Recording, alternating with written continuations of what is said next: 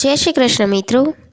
આજે આપણે અયોધ્યામાં બની રહેલા રામ મંદિરની પ્રાણ પ્રતિષ્ઠાનું પૂરેપૂરું શેડ્યુલ જાણીશું. 15થી લઈ 22 જાન્યુઆરી સુધીનું. હિન્દુ ધર્મમાં 22 જાન્યુઆરી 2024નો દિવસ સુવર્ણ અક્ષરોમાં નોંધવામાં આવશે, કારણ કે આ દિવસે વર્ષો પછી રામલલ્લા અયોધ્યામાં તેમના ભવ્ય રામ મંદિરમાં નિવાસ કરશે. હિન્દુ ધર્મમાં શ્રી રામના અભિષેકની તૈયારીઓ અંતિમ તબક્કામાં છે. સમગ્ર વિશ્વ આ ઐતિહાસિક ક્ષણનું સાક્ષી બનશે. અયોધ્યામાં રામ મંદિરના અભિષેકની રૂપરેખા નક્કી કરવામાં આવી છે. 15 જાન્યુઆરીથી 22 જાન્યુઆરી સુધી અનેક ધાર્મિક વિધિઓ થશે. પ્રાણ પ્રતિષ્ઠાનો શુભ મુહૂર્ત, રામ મંદિર કાર્યક્રમનું સંપૂર્ણ શેડ્યુલ જાણીએ. 15 જાન્યુઆરી 2024. આ દિવસે મકર સંક્રાંતિ પર ખર માસ ધનુર્માસ સમાપ્ત થાય છે. રામલલ્લાની મૂર્તિ એટલે કે શ્રી રામના બાળ સ્વરૂપની મૂર્તિ ગર્ભગૃહમાં સ્થાપિત કરવામાં આવશે. 16 જાન્યુઆરી 2024. આ દિવસથી રામલલ્લાની મૂર્તિના નિવાસની વિધિ પણ શરૂ થશે. 17 જાન્યુઆરી 2024. આ દિવસથી રામલલ્લાની પ્રતિમાને શહેરના પ્રવાસ માટે બહાર કાઢવામાં આવશે. 18 જાન્યુઆરી 2024. આ દિવસથી જીવનના અભિષેકની પ્રક્રિયા શરૂ થશે. મંડપ પ્રવેશ પૂજા, વાસ્તુ પૂજા, વરુણ પૂજા, વિઘ્નહર્તા ગણેશ પૂજા અને માર્તિકા પૂજા થશે. 19 જાન્યુઆરી 2024. રામ મંદિરમાં યજ્ઞ અગ્નિદાહની સ્થાપના કરવામાં આવશે. આગને ખાસ પદ્ધતિથી પ્રગટાવવામાં આવશે. 20 જાન્યુઆરી 2024. રામ મંદિરના ગર્ભગૃહને 81 કલશથી પવિત્ર કરવામાં આવશે, જેમાં વિવિધ નદીઓનું પાણી એકત્રિત કરવામાં આવ્યું છે. વાસ્તુ શાંતિ વિધિ થશે. 21 જાન્યુઆરી 2024. આ દિવસે યજ્ઞ વિધિમાં વિશેષ પૂજા અને હવનની વચ્ચે રામલલ્લા 125 ભઠ્ઠીઓ સાથે દિવ્ય સ્નાન કરશે. અભિષેક 22 જાન્યુઆરી 2024ના રોજ થવાનો છે.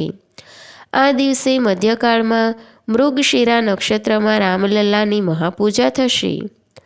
રામલલ્લા પ્રાણ પ્રતિષ્ઠા મુહૂર્ત. રામ મંદિર પ્રાણ પ્રતિષ્ઠા 2024.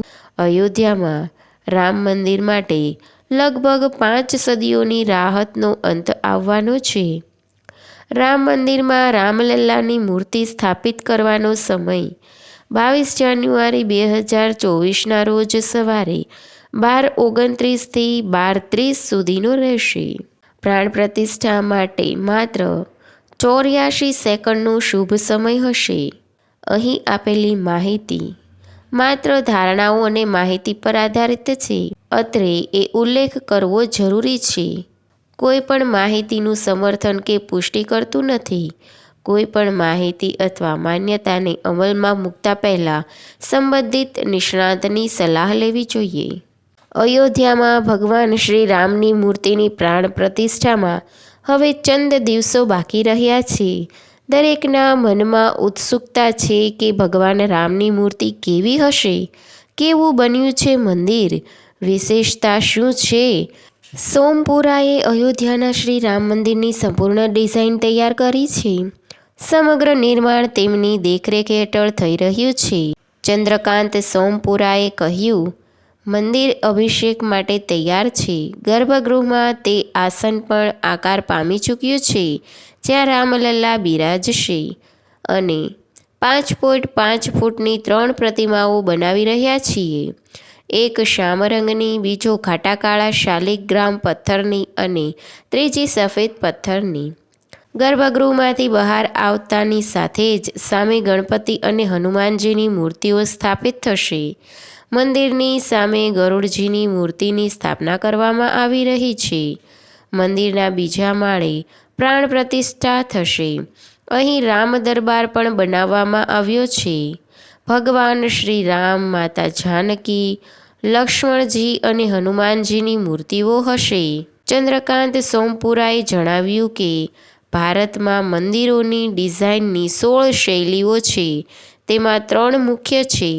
ઉત્તર ભારતમાં નાગાર શૈલી, દક્ષિણમાં દ્રવિડિયન અને મધ્ય પૂર્વ ભારતમાં પેગોડા શૈલી. અયોધ્યા મંદિર નાગર શૈલીમાં છે.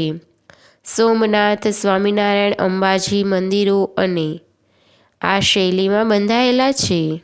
વિષ્ણુની 8 ભુજાઓ અને 8 સ્વરૂપોને ધ્યાનમાં રાખીને ગર્ભગૃહને અષ્ટકોણીય બનાવવામાં આવ્યું છે. કોતરણીમાં ભગવાન શ્રી રામના તે 16 ગુણો જોવા મળશે, જેના કારણે તેમને મર્યાદા પુરુષોત્તમ કહેવામાં આવ્યા હતા. ગર્ભગૃહ એવી રીતે બનાવવામાં આવ્યું છે કે ભક્તો 25 ફૂટ દૂરથી રામલલ્લાના દર્શન કરી શકે. મંદિરને સંપૂર્ણ રીતે તૈયાર થવામાં હજુ 1 વર્ષ લાગશે. અયોધ્યા કોરિડોર બનાવવામાં પણ 1 વર્ષ સમય લાગશે. મંદિરમાં વિષ્ણુના દશાવતાર, 64 યોગીની, 52 શક્તિપીઠ અને સૂર્યના 12 સ્વરૂપોની મૂર્તિઓ પણ કોતરવામાં આવી છે. દરેક સ્તંભમાં લગભગ 16 શિલ્પો કોતરેલા છે. મંદિરમાં આવા કુલ 250 સ્તંભો છે. મંદિર તો અત્યારે ચર્ચામાં આવ્યું, પણ તેનું નિર્માણ અયોધ્યા આંદોલન વખતે 1989માં જ શરૂ કરી દેવાયું હતું. સોમપુરા પરિવાર 18 પેઢીઓથી મંદિરની ડિઝાઇનનું કામ કરે છે. ચંદ્રકાંત સોમપુરા અને તેમના પુત્ર આશીષે દેશ-વિદેશમાં 31 મંદિરોની ડિઝાઇન તૈયાર કરી છે. 12 જ્યોતિર્લિંગમાં સમાવિષ્ટ સોમનાથ મંદિર અને 51 શક્તિપીઠોમાં સમાવિષ્ટ અંબાજી મંદિરની રચના ચંદ્રકાંતના પિતા પ્રભાશંકર સોમપુરા દ્વારા કરવામાં આવી હતી. ચંદ્રકાંતના દાદા રામજીભાઈએ ગુજરાતમાં પાલિતાણા મંદિરની રચના કરી હતી. મંદિરનો એક દરવાજો તેમના નામથી પણ ઓળખાય છે. અયોધ્યામાં મહાકાલના લાડુનો પ્રસાદ અપાશે. 5 દિવસમાં જ તૈયાર થશે. 5 લાખ લાડુ, કિંમત 1 કરોડ રૂપિયા. 21 જાન્યુઆરીએ અયોધ્યા પહોંચશે. ઘરમાં શ્રીરામની કઈ કઈ તસવીરો રાખવી? પતિ પત્નીએ સીતારામની તસવીરો લગાવવી જોઈએ. રામ દરબાર પરિવારમાં પરસ્પર પ્રેમ જાળવી રાખે છે. તો મિત્રો, આ હતી અયોધ્યામાં બનનાર રામ મંદિરની પ્રાણ પ્રતિષ્ઠાની આંશિક માહિતી. જય શ્રી કૃષ્ણ.